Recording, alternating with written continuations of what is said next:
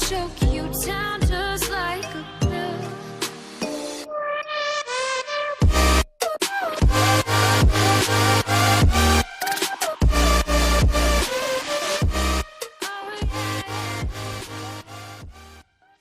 Hey guys and welcome to damnation. इस series को देखने से पहले अगर आपने सीक्रेट एम्पायर को नहीं देखा है तो कॉमिक वर्स पे जाकर देख सकते हैं। मैंने भी वहीं देखी थी। यानी कि एक बड़ा इवेंट खत्म हुआ नहीं कि दूसरा इवेंट शुरू हो गया और इसी में आपको पता चलेगा कि मेफिस्टो वहाँ कैद क्यों था। आगे बढ़ने से पहले मैं आपको इस सीरीज के अंदर आए कुछ कैरेक्टर्स के नाम बता दूं। मेन है डॉक्टर स्ट्रेंज और मेफिस्टो, फिर है Iron Fist, Moon Knight, Doctor Voodoo, Wong जो कि डॉक्टर स्ट्रेंज का दोस्त है, बैट्स जो कि एक भूत है और डॉक्टर स्ट्रेंज का कुत्ता भी है। फिर आता है Man Thing, Ghost Rider Johnny Blaze, the Scarlet Spider, Blade और एल्सा ब्लडस्टोन। लॉस वेगस एक ऐसा इलाका जो सीक्रेट एम्पायर के दौरान अंधेरे में था और यहाँ मची तबाही की वजह से आप लोग ये मान सकते हैं कि ये पूरा का पूरा इलाका बिल्डिंग्स के साथ साथ हेल के अंदर चला गया था। डॉक्टर स्ट्रेंज कह रहे हैं तो यहाँ एक वॉर हुई। मैंने इस इलाके में बहुत सारा टाइम अंधेरे में रोशनी ढूंढते हुए बिताया, लेकिन आखिर में हमने ये जाना कि हम हार चुके थे। इस पूरे लॉस वेगस शहर के अंदर आग लग गई थी। धरती से इसका नामो निशान मिट चुका था क्योंकि हम इसे नहीं रोक पाए, क्योंकि हम इसे रोकने के लिए इतने ताकतवर नहीं थे। और इसके बाद के टाइम में हम सिर्फ शौक मनाते रह गए और ये प्रॉमिस करते हुए कि हम दोबारा ऐसा कभी नहीं होने देंगे। स्टीव रोजर्स घर बैठा ये सब न्यूज़ देख रहा था, जबकि सैम विल्सन जिसके पास अब कैप्टन अमेरिका का नाम है वो बाकी एवेंजर्स के साथ लोगों को एक भाषण दे रहा है। मैं आप सबसे प्रॉमिस करता हूँ कि हम एक साथ रहेंगे और हमारी चप्पे चप्पे पे नजर रहेगी। हम उनका सम्मान करते हैं जिन्होंने अपनी जानें गंवाई और हालांकि हम पास्ट को चेंज तो नहीं कर सकते। तभी डॉक्टर स्ट्रेंज इनके पास आया। उसने सैम से कहा, निराश मत हो फैल्कन, हम अब भी ये डिसाइड कर सकते हैं कि क्या पॉसिबल है और क्या नहीं। ये लोग ये बहुत सहन कर चुके हैं, प्लीज़ मेरा ये प्लान काम कर जाए। साथ ही साथ डॉक्टर स्ट्रेंज अपने मन में सोच रहे हैं, पिछले दिनों हुए कुछ इवेंट्स के कारण अब मेरी उंगलियों में पहले से ज़्यादा पावर है।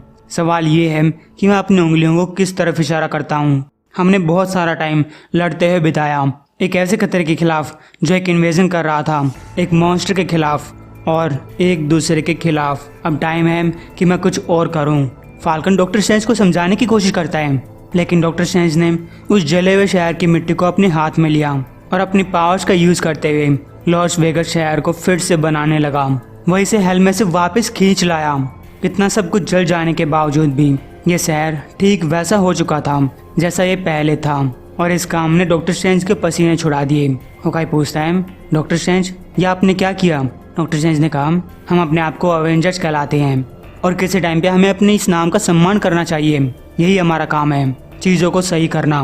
माइटी थोर ने कहा, लेकिन एक पूरे के पूरे शहर को मरने के बाद वापस से जिंदा करना, इसके लिए बहुत पावरफुल मैजिक की ज़रूरत होती है और आप तो अच्छे तरीके से जानते हैं कि मैजिक हमेशा एक कीमत पे मिलता है और इतने बड़े मैजिक की आपको बहुत बड़ी कीमत चुकानी पड़ेगी।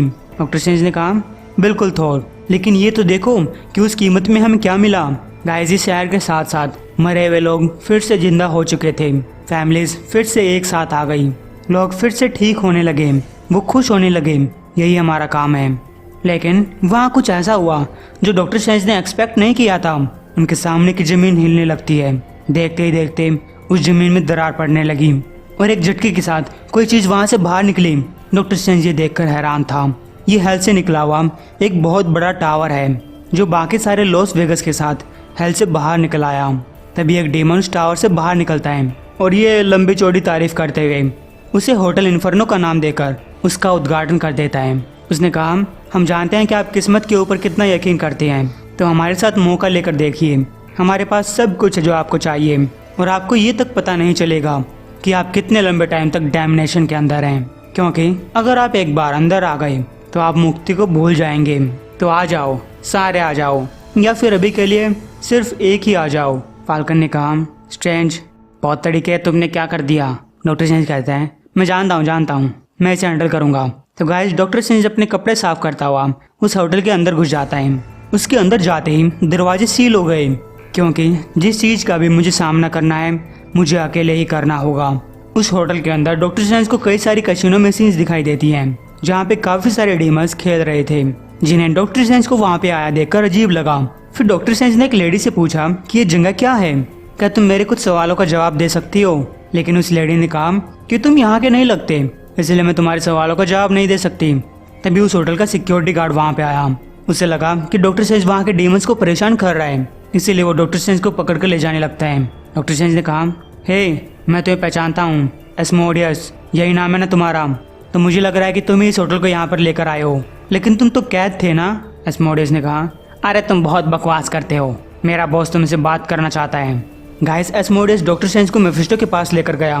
मेफिस्टो ने कहा, स्टीवन स्ट्रेंज कितने सम्मान की बात है, कितनी खुशी की बात है कि मैं एक सेलिब्रिटी का स्वागत कर रहा हूँ। डॉक्टर स्ट्रेंज ने कहा, मेफिस्टो ये तुमने क्या किया। वो मेफिस्टो के ऊपर हमला करने के लिए तैयार हो जाता है।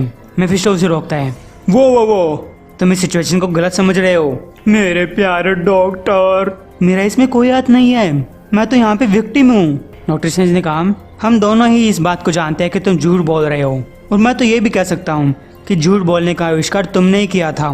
मेफिस्टो ने कहा, तुम बहुत चापलूसी करते हो, लेकिन आज कोई मुझे सच बोलने के लिए मजबूर कर रहा है कि डार्क लॉर्ड मेफिस्टो के साथ गलत काम हुआ है।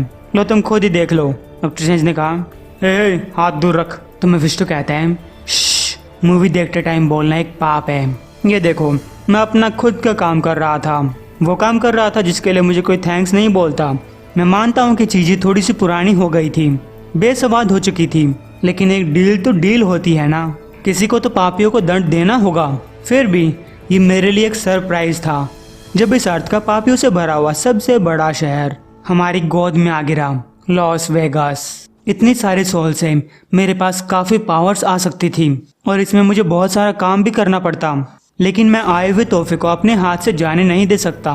मैं और मेरे डीमंस उस पूरे शहर में मज़े करने लगे। वहाँ पे कई सारे सोल्स को टॉर्चर किया, या फिर ये कहूँ कि हमें अनंत खुशी का रास्ता मिल चुका था, जो कि एक अजीब बात है ना। लेकिन फिर हमारे सामने ट्रेजेडी आई जब हमें ये पता चला कि हमारी प्रॉपर्टी को हमसे छीन लिया गया है और इसे छीनने वाले थे तुम। अब देखो यार, मुझे बुरा मत समझो, मैं तो अपनी खटियाँ कहीं पे भी बिछा सकता हूँ, लेकिन ये जो अर्थ है ना, यहाँ कितना सस्ता कूड़ा मिलता है, और यहाँ पे वैसे भी बहुत गर्मी है, लेकिन यहाँ के लोग वो कुछ अलग हैं। बाहर हीरोज देख रहे हैं कि गलियों के अंदर भीड़ बढ़ती जा रही है। ब्लैक पैंथर ने कहा, ये बहुत अजीब है, इस पूरे एरिया को सील कर दिया जाना चाहिए, क्योंकि गाइस अपने हीरोज मेफिस्टो के उस टावर से डरे हुए हैं, और अगर आप थोड़ा सा दिमाग लगाएंगे तो आप समझ जाएंगे क्यों। फाल्कन ने कहा, मैंने कोशिश की, लेकिन वो मेयर मेरी बात नहीं सुन रहा, क्योंकि गाइस मेयर ने फ़ोन पे फाल्कन से कहा था, देखो फाल्कन, या फिर तुम्हारा क्या नाम है, कैप्टन फाल्कन, लेकिन मैंने सुना था कि डॉक्टर स्ट्रेंज कह रहा है कि वो संभाल लेगा, और वो एक डॉक्टर भी है, तो मैं उसकी बात मान रहा हूँ। और वैसे भी इस शहर के लोग हाल फिलहाल जिंदा हुए हैं, वो सेलिब्रेट करना चाहते हैं, अपने प्यारे लोगों से मिलना चाहते हैं, और गाइस मेयर नहीं चाहता कि अगले इलेक्शन में लोग उसके खिलाफ वोट करें, इसीलिए वो लॉस वेगस को सील नहीं कर रहा। फाल्कन ने कहा, अब हम सिर्फ डॉक्टर स्ट्रेंज के ऊपर ही भरोसा कर सकते हैं कि वही सिचुएशन को कंट्रोल कर लेगा। कैप्टन मार्वल कहती है, तुम्हारा मतलब कि वही स्टीफन स्ट्रेंज जिसकी वजह से ये सिचुएशन पैदा हुई है। ब्लैक पैंथर ने कहा, बस उम्मीद करो कि यहाँ की गलियाँ शांत रहें, कोई खून खराबा ना हो। लेकिन होकाई कहता है, काफ़ी अच्छी सोच है तुम्हारी, देखो यहाँ मेरी पहली और तीसरी शादी हुई थी, तो मैं तुम्हें इतना तो जरूर बता सकता हूँ कि लॉस वेगस की गलियाँ शांत नहीं रहती, कभी नहीं। तो गाइस लोग फिर से जिंदा हो चुके हैं, और इसी खुशी में उनके मन में जो आया वो करने लगे। कुछ लोग राह चल रही एक फैमिली के ऊपर बोतल फेंक कर चले गए, जो कि उनके लगते लगते बची, जबकि कुछ लोग प्रोस्टिट्यूट्स के ऊपर पैसा फेंक रहे हैं। और ये सब ऐसी चीजें हैं जो मेफिस्टो के लिए फायदेमंद साबित होंगी। वो डॉक्टर स्ट्रेंज से कह रहा है, शायद ये शहर इतना भी बुरा नहीं है, शायद मुझे इसकी ताकत का पता लगाना चाहिए, क्योंकि यहाँ मेरा काम बहुत फल फूलेगा। गाइस वो मेयर फिर से जिंदा होने की खुशी में अपनी वाइफ के होते हुए भी एक प्रोस्टिट्यूट के साथ टाइम स्पेंड करता है। कुछ बुरे लोग एक ऐसे आदमी को पीट रहे हैं जो कि फिर से मरकर जिंदा हुआ है, लेकिन मरने से पहले उसके ऊपर काफी कर्जा चढ़ा हुआ था। अब कर्जा तो कर्जा ही होता है। कुछ लोग एक दुकान लूटने की कोशिश कर रहे हैं, क्योंकि उन्हें लगता है कि पुलिस वाले भी थोड़ा सा आराम करना चाहेंगे, और ये सब काम मेफिस्टो के लिए पाप है। वो डॉक्टर स्ट्रेंज को अपनी एक तिजोरी के अंदर लेकर जाता है। उसने कहा, अब मैं ये तो नहीं कह सकता कि यहाँ आना मेरे लिए अच्छा नहीं रहा, और एक बार तुम्हें लॉस वेगस की आदत पड़ जाती है तब उस आदत को तुमसे कोई नहीं छुड़ा सकता। उधर मेयर प्रोस्टिट्यूट के साथ इससे पहले कि अपना काम चालू कर पाता उसकी बॉडी पिघलने लगती है। उसे बहुत दर्द महसूस हो रहा है। जो लोग एक दुकान लूटने की प्लानिंग कर रहे थे और जो कर्जे वाले आदमी को पीट रहे थे उन सभी के ऊपर किसी न किसी तरीके से हल्का टॉर्चर होने लगता है। कहीं मकड़ियाँ उन्हें खा रही हैं, किसी को जलन हो रही है, किसी को कांटे चुभ रही हैं, कोई बड़ी बड़ी चींटियों के मुंह में है। उधर डॉक्टर स्ट्रेंज ने देखा कि मेफिस्टो अपनी तिजोरी के अंदर इंसानी सोल्स को कैद किए हुए है। मेफिस्टो ने कहा, बढ़िया लग रहा है ना, जाओ एक रख लो, मेरे पहले कस्टमर होने के नाते मैं तुम्हें गिफ्ट देता हूँ। डॉक्टर स्ट्रेंज कहता है, यह इंसानी सोल्स है मेफिस्टो, तुम एक कसिनो की तिजोरी के अंदर इंसानी सोल्स को कैद कर रहे हो। तो मेफिस्टो कहता है, अरे यार ज्यादा चिंता मत करो, ये ऐसी सोल्स हैं जो कैद होना डिजर्व करती हैं। इन्होंने पाप किए हैं। और गाइस आप लोग सोच रहे होंगे कि इसमें खास बात क्या है। तो खास बात ये है कि ये लोग जिंदा हैं। अगर मेफिस्टो मरने के बाद लोगों के साथ ये सब करता तो अलग बात थी। ऐसे ही एक आदमी अपनी कार को नो पार्किंग में पार्क करके भागने लगता है और तब उसकी स्किन भी जलने लग गई। डॉक्टर स्ट्रेंज ने कहा, तुम जो भी कुछ कर रहे हो डीमन, रुक जाओ, वापस से अपने किंगडम के अंदर चले जाओ। मेफिस्टो ने कहा, वापस अपने किंगडम? शायद तुमने सुना नहीं कि मैंने क्या कहा, अब तुम मेरे किंगडम के अंदर हो। तो गाइस लॉस वेगस के अंदर कोई भी छोटे से छोटा पाप ही क्यों न कर रहा हो, उसे सजा मिल रही है।